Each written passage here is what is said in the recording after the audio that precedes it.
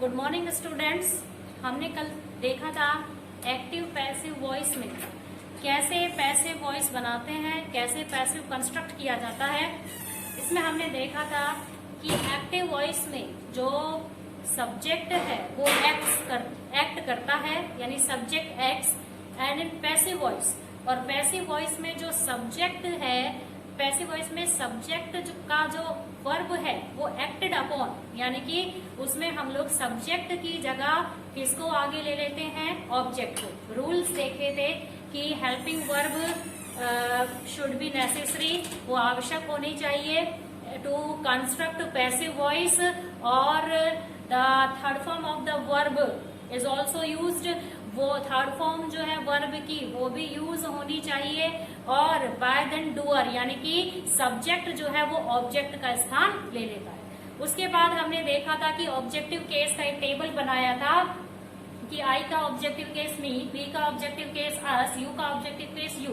इस तरह से हमने जो प्रोनाउन थे, पर्सनल प्रोनाउन जो थे, उसके ऑब्जेक्टिव केस को देखा। और हमने ये देखा कि जैसे हेल्पिंग वर्ब, यानी यहाँ पर हम लोग we do not change the tense into passive construct, यानी पैसिव बनाने के लिए हमें टेंस चेंज करने की एंड सेंटेंस चेंज करने की कोई आवश्यकता नहीं है, कोई जरूरत नहीं है। It should not be necessary, इसकी ये आवश्यक नहीं होना चाहिए। लेकिन हम लोगों को यदि प्रेजेंट सिंपल टेंस में अगर वो सेंटेंस आता है तो टू कंस्ट्रक्ट पैसिव वॉइस को बनाने के लिए हम लोगों को इज आर एम का प्रयोग करना चाहिए। इज आर एम ING मतलब प्रेजेंट कॉन्टिन्यूस टेंस। तो प्रेजेंट कॉन्टिन्यूस टेंस का पैसिव कंस्ट्रक्ट करने के लिए हम लोगों को उसमें क्या करना चाहिए, बीइंग वर्ब का प्रयोग करना चाहिए। देन हमको third form of the verb को पुट अप करनी चाहिए। तो इस तरह से वो सेंटेंस थे। अब सेंटेंस हम लेते हैं एजर्टिव सेंटेंस। कौन से सेंटेंस लेते हैं, एजर्टिव सेंटेंस। एजर्टिव सेंटेंस में हम लोग एग्जाम्पल्स देखते हैं, मतलब ईच टेंस की कैसे हम लोगों ने वो वर्ब्स देखी। उसके बाद में हम देखते हैं कि कैसे हम लोग पैसिव कंस्ट्रक्ट करते हैं। डेटिव ऑब्जेक्ट्स होते हैं, मतलब एक से ज्यादा ऑब्जेक्ट का होना, और मोर देन वन वर्ड, यानी कि एक शब्द से ज्यादा हमारा ऑब्जेक्ट होना, और उस ऑब्जेक्ट को मोर देन वन वर्ड, एक से ज्यादा अगर वर्ड्स है तो वो हमारे ऑब्जेक्ट कैसे बनते हैं वो भी हमें देखना है। और हम ये सब देखेंगे थ्रू एन एग्जाम्पल, यानी एग्जाम्पल के एक एग्जाम्पल के द्वारा। फर्स्टली वी सी एग्जाम्पल जैसे प्रेजेंट सिंपल टेंस का लेते हैं, जैसे Sohan read a book, simple sentence. Sohan read a book, तो क्या हो जाएगा, Sohan is subject, read is verb and a book is object. ये कल भी आपको बताया गया था कि जब तक आप ऑब्जेक्ट आइडेंटिफाई नहीं करते हैं तब तक आपका पैसिव कंस्ट्रक्शन सही नहीं होगा। बुक जो है, बुक यानी कि ऑब्जेक्ट को पहचानने के लिए आप एक्टिव वॉइस में क्या और किसको का जो उत्तर होता है वही हमारा ऑब्जेक्ट बनेगा। Sohan reads a book, Sohan किताब पढ़ता है। सोहन एक किताब पढ़ता है। क्या पढ़ता है, एक किताब पढ़ता है। किसको पढ़ता है, एक किताब को पढ़ता है। तो क्या हो जाएगा, अ बुक। फिर हम लोग according to structure we put up helping verb लगाएंगे। अब यहाँ पर हेल्पिंग वर्ब नहीं है, हम मेन वर्ब को देखेंगे। मेन वर्ब की ये कौन सी फॉर्म है, फर्स्ट फॉर्म है। फर्स्ट फॉर्म है तो यहाँ पर ये फर्स्ट फॉर्म है, तो हम लोग इज आर एम का प्रयोग करेंगे। बुक इज सिंगुलर, इज, और रीड की थर्ड फॉर्म ऑल्सो भी रीड ही होनी है। और read by Sohan is noun, so we do not change subject. देखिए, मतलब हमारा सब्जेक्ट चेंज नहीं होगा, कहने को सब्जेक्ट ऑब्जेक्ट के प्लेस पर आ जाएगा, लेकिन ऑब्जेक्ट जो है वो चेंज ऑब्जेक्ट नहीं बनेगा। सोहन का कहां से ऑब्जेक्ट बनेगा, Sohan is noun not a pronoun. ये है प्रेजेंट सिंपल। अब हम लेते हैं पास्ट सिंपल का। Past simple, he sang a गाया, उसने एक गाना गाया। क्या गाया? एक गाना। A song, sang is second form of the verb, तो यहाँ पर अ सॉन्ग इज सिंगुलर, क्या आ जाएगा? वाज। सिंग की थर्ड फॉर्म होती है संग बाय, ही का ऑब्जेक्टिव केस हिम, ही का ऑब्जेक्टिव केस क्या हो जाएगा? हिम हो जाएगा। A song was sung by him. Passive construct करने के लिए आप लोगों को वर्ब्स याद होने चाहिए, the first second form and the third form of the verb. Present simple, past simple. अब कंटिन्यूस लेते हैं, एक कंटिन्यूस, प्रेजेंट कंटिन्यूस का लेते हैं कि Tarun is learning French. Tarun French सीख रहा है। तरुण फ्रेंच सीख रहा है। क्या सीख रहा है? फ्रेंच। तो फ्रेंच इज और ऑब्जेक्ट, फ्रेंच हमारा क्या है?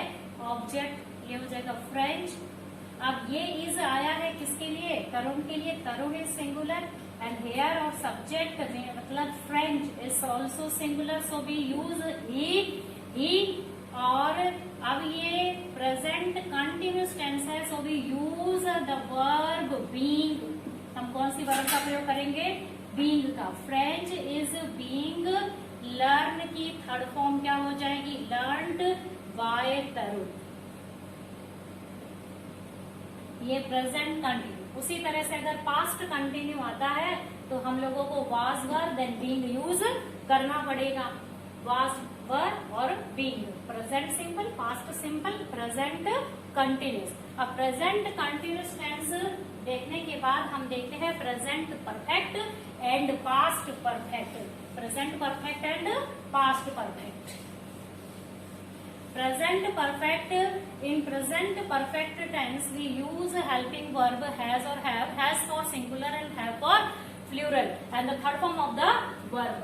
जैसे कि my teacher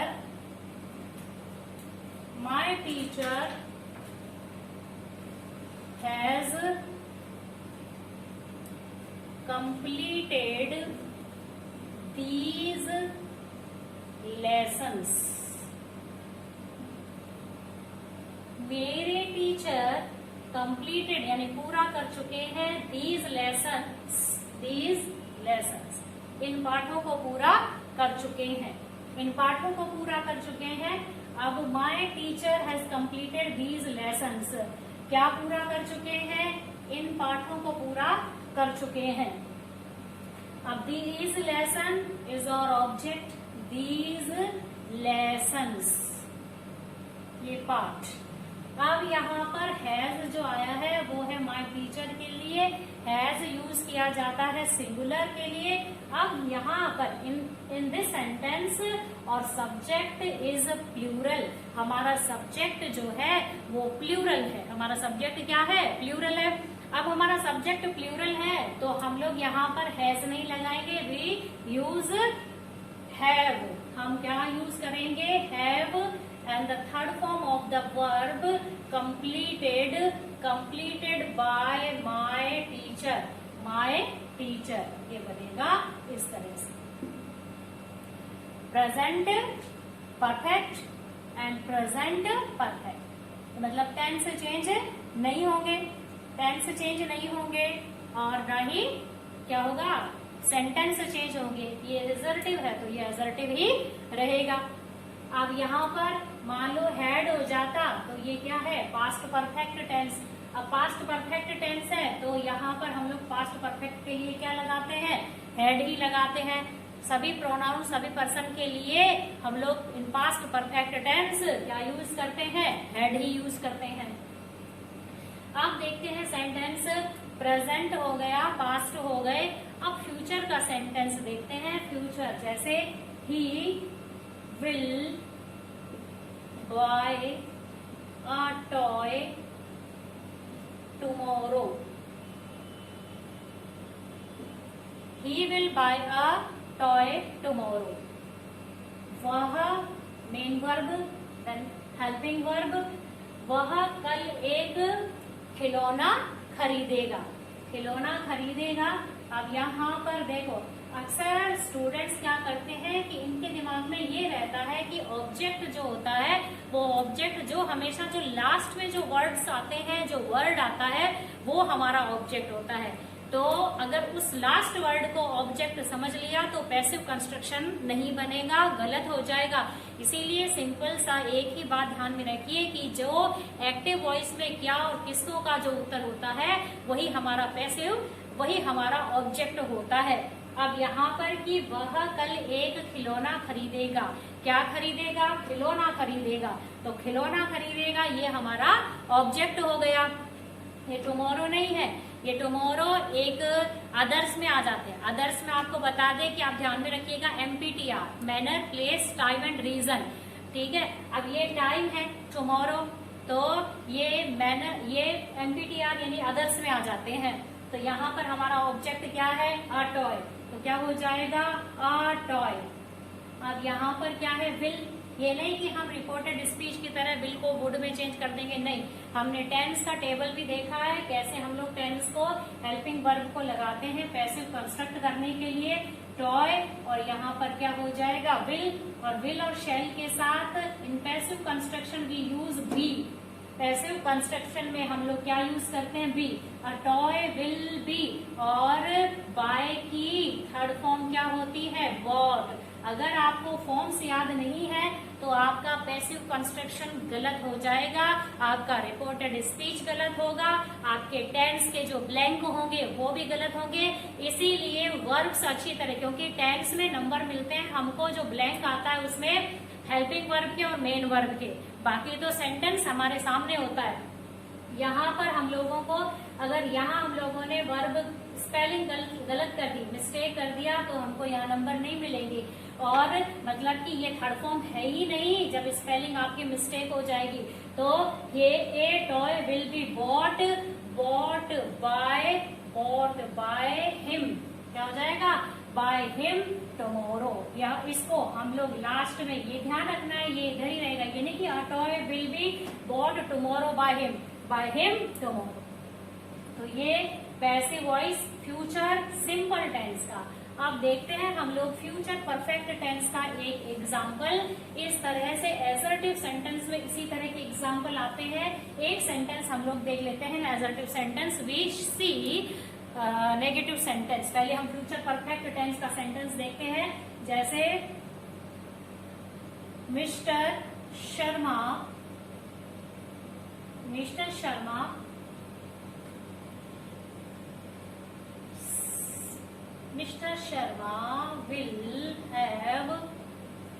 will have done this work by next Monday. Mr. Sharma will have done this work by next Monday. अब यहाँ पर बाय नेक्स्ट मंडे, अब यहाँ पर एक बात और रिवाइज कर लीजिए कि by plus future time, by plus future time होगा तो वो हमेशा by future time is adverbial, is an adverbial of future perfect tense. यानी बाय प्लस फ्यूचर टाइम जो है वो फ्यूचर परफेक्ट टेंस का एडवर्बियल है। इसीलिए इसका अर्थ क्या हो जाएगा कि मिस्टर शर्मा इस काम को अगले संडे तक, अगले मंडे तक पूरा कर चुके होंगे। अब पैसिव कंस्ट्रक्शन वापस यहाँ देखिए, ये आपका कोई ऑब्जेक्ट नहीं है जो लास्ट में आया है। ऑब्जेक्ट क्या कर चुके होंगे? दिस वर्क, इस काम को क्या कर चुके होंगे? इस काम को। तो ये इस काम जो है ये हमारा ऑब्जेक्ट है। तो क्या हो जाएगा? दिस वर्क will have, और वर्ब लगाएंगे पैसिव कंस्ट्रक्ट करने के लिए बीन, क्या लगाएंगे? बीन लगाएंगे। ध्यान रखना है फ्यूचर सिंपल टेंस में बी, फ्यूचर सिंपल टेंस में बी, और हैज हो, हैव हो, हैड हो, विल हैव, शैल हैव, यानी जहां पर भी आप shall have, will have, have, has और हैड देखेंगे वहां पर आपको वर्ब यूज करनी है to construct passive voice been. और आईएनजी फॉर्म है, चाहे वो फ्यूचर, चाहे वो पास्ट कंटिन्यू, चाहे वो प्रेजेंट कॉन्टिन्यूस टेंस हो, तो उसमें हम लोग बीइंग लगाते हैं, आईएनजी फॉर्म लगाते हैं। तो this work will have been the third form of the verb done by mister Sharma. Mister Sharma क्या हो जाएगा, किसके द्वारा, मिस्टर शर्मा के द्वारा लगाया जाएगा। अब बाय नेक्स्ट मंडे, अगर आपने वापस यहाँ पर बाय नेक्स्ट मंडे लगाया तो ये गलत होता है। This work will have been done by mister Sharma, या फिर ऐसे कीजिए, this work will have been done by next Monday, या फिर यहाँ पर ये कीजिएगा बाय नेक्स्ट मंडे। ये बनेगा, ये बन गया उसका। अब एक सेंटेंस देखते हैं हम लोग मॉडल ऑक्सिलरी का, जैसे कि he can lift a trunk, वह एक ट्रंक उठा सकता है। तो क्या उठा सकता है, अ ट्रंक। तो क्या हो जाएगा, अ ट्रंक। मॉडल है can, as helping verb can ही यूज करेंगे। ट्रंक कैन, और मॉडल के बाद हमेशा फर्स्ट फॉर्म आती है वर्ब की, लेकिन पैसिव कंस्ट्रक्ट करने के लिए हमें थर्ड फॉर्म लगानी है, इसीलिए यहाँ पर कैन के पीछे यानी कि मॉडल के पीछे हम एक किसका यूज करते हैं, बी का, फिर हम लगाएंगे थर्ड फॉर्म। लिफ्ट की थर्ड फॉर्म क्या हो जाएगी, lifted. A trunk can be lifted by him.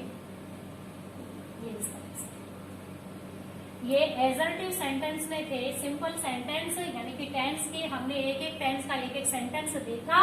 और अब ऑब्जेक्ट हम आगे जो है वो देखेंगे कि एक से ज्यादा शब्द हमारे ऑब्जेक्ट होते हैं, उनको हमें सब्जेक्ट के प्लेस पर रखना होता है, और ऑब्जेक्ट अननोन, सब्जेक्ट हमारा अननोन होता है यानी कि अज्ञात होता है, या फिर सब्जेक्ट हमारा अति परिचित होता है यानी कि नोन भी होता है।